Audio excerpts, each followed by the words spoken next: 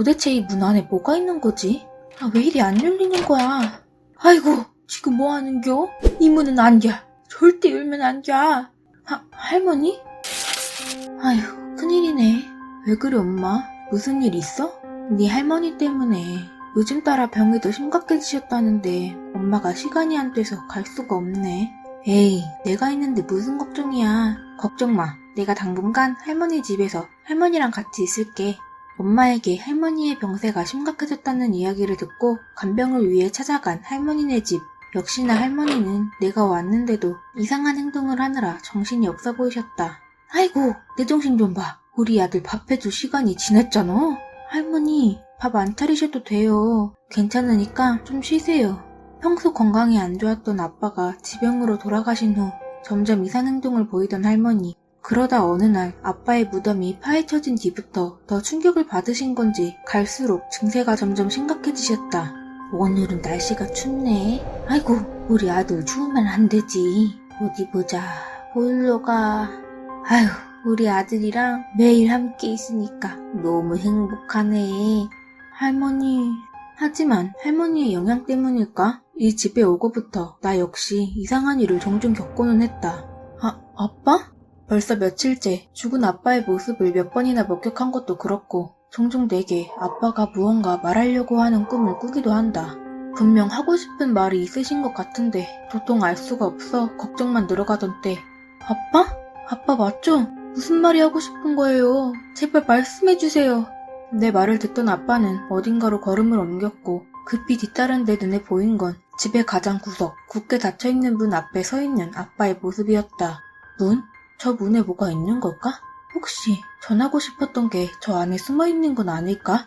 하지만 문의 가장자리가 심하게 틀어져 있는 데다가 굳게 잠겨있는 탓에 여는 것조차 쉽지 않았고.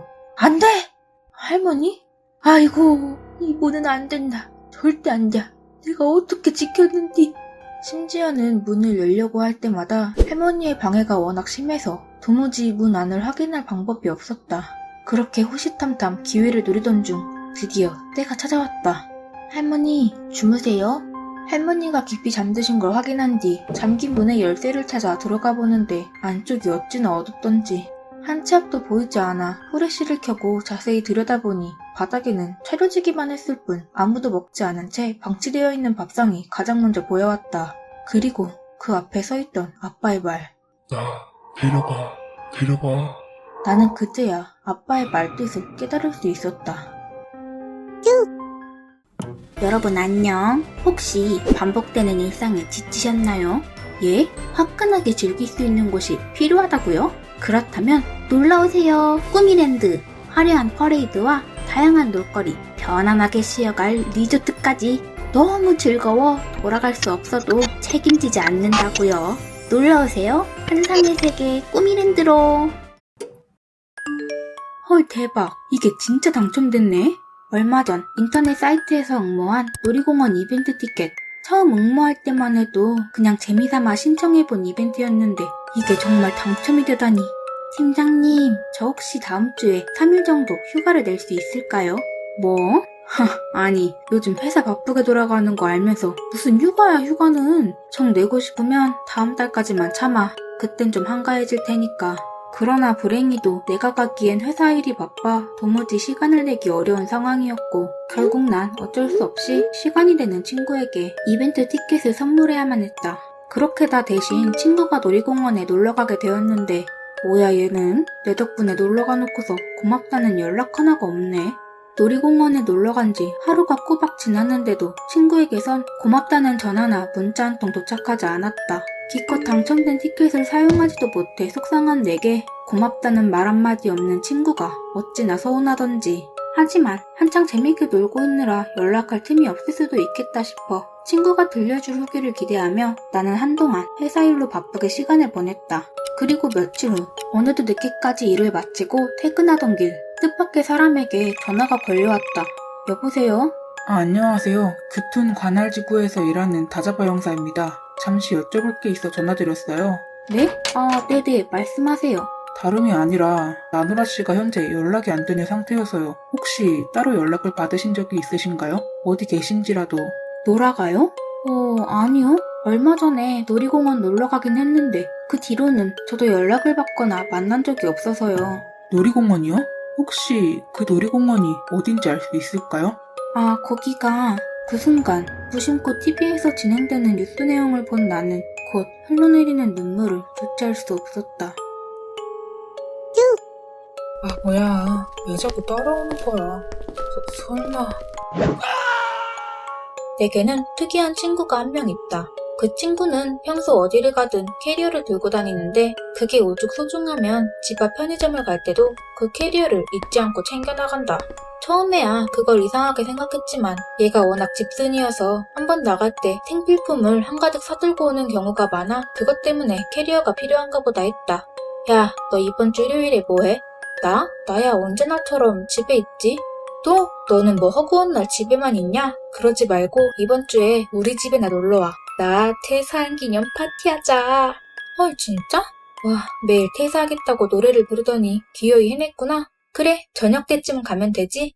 오킹, 그럼 그때 보자.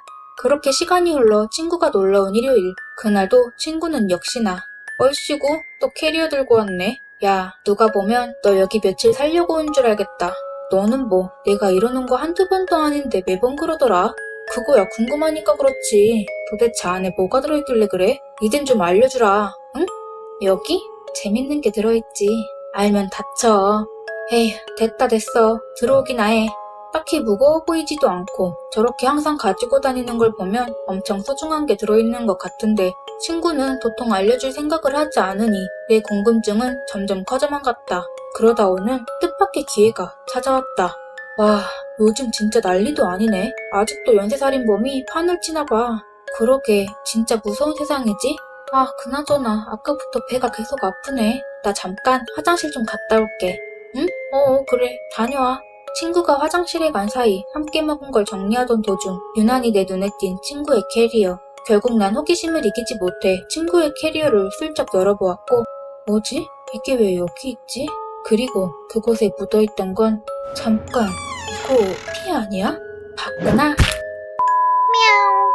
할머니가 필사적으로 지키고자 했던 비뚤어진 문, 그 안에는 죽은 아빠가 유리관에 눕혀진 채 보관되어 있었습니다. 매일같이 알 수 없는 말을 하던 할머니의 말은 모두 문 안에 있던 죽은 아들을 향한 것이었죠. 아들의 무덤이 파헤쳐진 뒤로 급격히 증세가 심각해진 이유 역시 이러한 사실을 몰랐던 가족들이 할머니가 아들을 데려와 죽은 자식에게 하는 말을 듣고 이상해지신 것 같다며 판단한 것뿐이었습니다. 그 말은 즉 아들의 무덤을 파헤친 사람이 할머니라는 뜻이기도 하죠. 주인공에게 찾아와 무언가 전하고자 했던 아빠. 그건 분명 이러한 사실을 알리고 편히 세상을 떠나기 위해서였을 겁니다. 주인공은 왜 마지막에 눈물을 흘리며 슬퍼했을까요? 그건 바로 TV에서 흘러나오는 뉴스의 내용 때문이었습니다.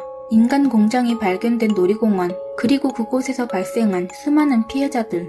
주인공이 이벤트에 당첨되어 가려 했던 놀이공원이 바로 뉴스에서 나오는 곳과 같은 장소였던 것입니다. 차마 시간을 낼 수 없던 덕분에 주인공은 끔찍한 사건에서 벗어날 수 있게 되었지만 주인공 대신 놀이공원으로 놀러갔던 친구는 피해자가 되어버렸죠.